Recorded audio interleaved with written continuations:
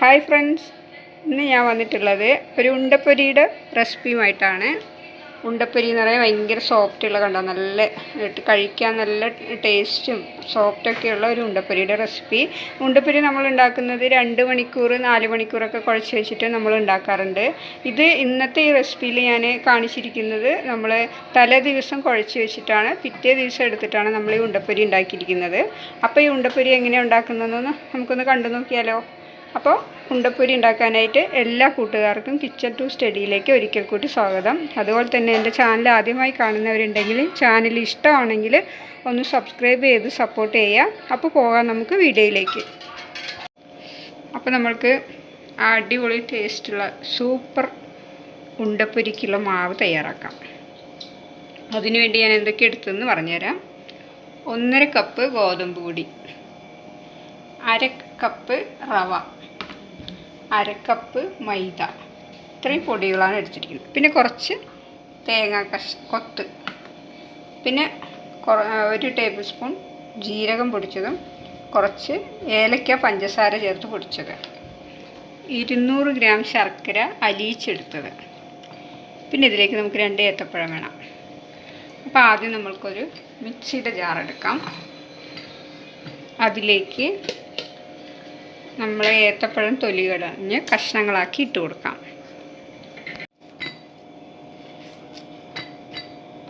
രണ്ട് പഴം നമുക്കിതുപോലെ കഷ്ണമാക്കി ഇട്ട് കൊടുക്കാം.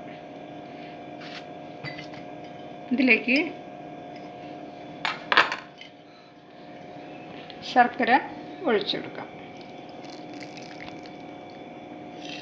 ഇതാദ്യം നമുക്കൊന്ന് അടിച്ചെടുക്കാം. പഴം ശർക്കര അടിച്ചെടുത്താണ്. ഇതിലേക്ക് നമുക്ക് ഈ 1/2 കപ്പ് റവ ഇട്ട് കൊടുക്കാം. എന്നിട്ടിത് ഒന്നും കൂടെ നല്ലപോലെ ഒന്ന് അടിച്ചെടുക്കാം. കുറച്ചും കൂടെ ശർക്കര പനി ഒഴിച്ചു കൊടുക്കാം. അടിച്ച് നല്ലപോലെ എടുക്കാം.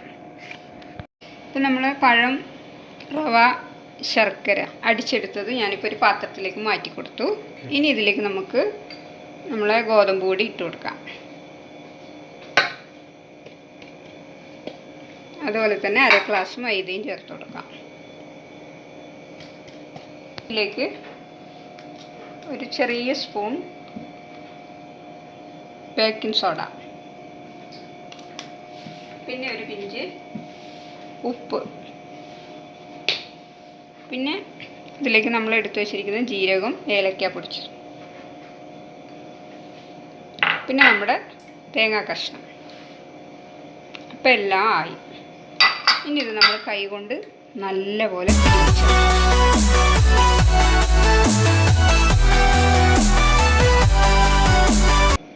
ഈ ഒരു ഉണ്ടയ്ക്ക് ഒരു പ്രത്യേക ടേസ്റ്റും സോഫ്റ്റുമാണ്. കാരണം നമ്മൾ ഉണ്ടയ്ക്ക് ഉണ്ടാക്കുന്നത് 2 മണിക്കൂർ 4 മണിക്കൂർ ഒക്കെ വെച്ചിട്ടല്ലേ, പെട്ടെന്നൊക്കെ ഉണ്ടാവുകയും എന്തിനു പറയുന്നത് ഒരു 1/2 മണിക്കൂറിൽ നമുക്ക് ഉണ്ട തയ്യാറാക്കിയെടുക്കാൻ പറ്റും. പക്ഷേ ഈ ഒരു ഉണ്ട വളരെ ടേസ്റ്റി സോഫ്റ്റ് നല്ലൊരു രുചിയാണ് കേട്ടോ.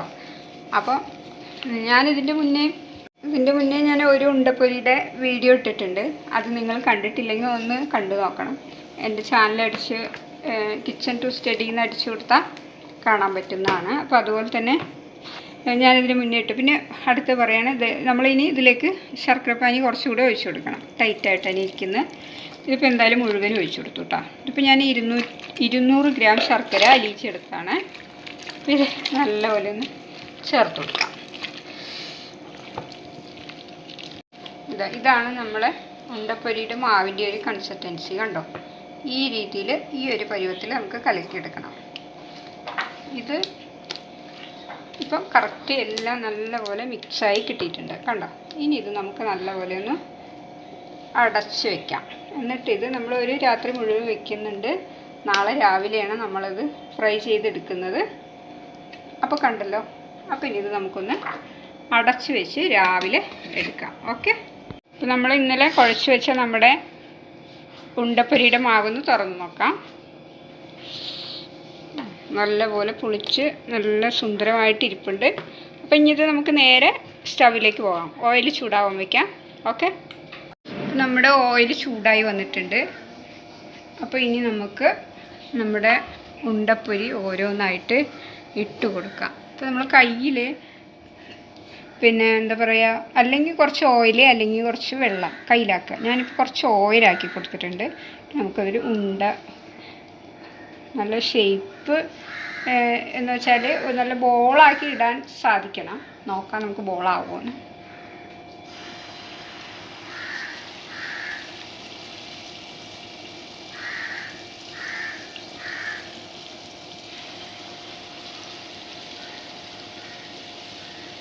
ആദ്യം നല്ല ചൂട് നമ്മൾ ഓയിലിനായി കഴിഞ്ഞാൽ അതൊന്ന് കുറച്ച് വെച്ച് കൊടുക്കാം. അല്ലെങ്കിൽ നമ്മൾ ഉള്ളു വേവാതെ കരിഞ്ഞു പോകും. ഞാൻ എപ്പോഴും പറയുന്നതാണ്. അപ്പം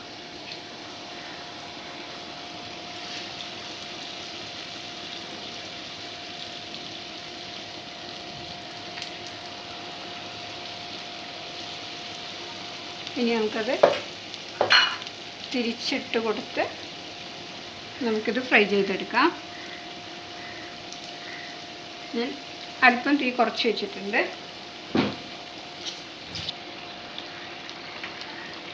പെട്ടെന്ന് തന്നെ കളറ് മാറി. നമ്മളെ ഓയിൽ ആദ്യം നല്ല ചൂടായിരുന്നു. അപ്പോൾ ഞാൻ കുറച്ചിട്ടുണ്ട്. ഇനി ചെറിയ എന്താ പറയുക, ഇതിൽ പതുക്കെ വേവണം. എങ്കിൽ നമ്മളതിൻ്റെ ഉള്ളിൽ കറക്റ്റായിട്ട് വെന്ത് നല്ലപോലെ കിട്ടുള്ളൂ. അല്ലെങ്കിൽ വേഗം ബ്രൗൺ കളറായി കരിഞ്ഞ് ഉള്ളു വേവാതായി പോകും. അപ്പോൾ നമുക്കിത് ചെറിയ തീയിൽ വേവുന്നവരെ കുറച്ച് നേരം വെയിറ്റ് ചെയ്യാം. അല്ല, നല്ല വേവുമ്പോൾ തന്നെ ഇത് നല്ല സ്പോഞ്ച് പോലെ പൊങ്ങി അങ്ങോട്ട് വരും. എണ്ണയിൽ താഴ്ന്ന് കിടക്കില്ല, പൊങ്ങിയേ കിടക്കുള്ളൂ.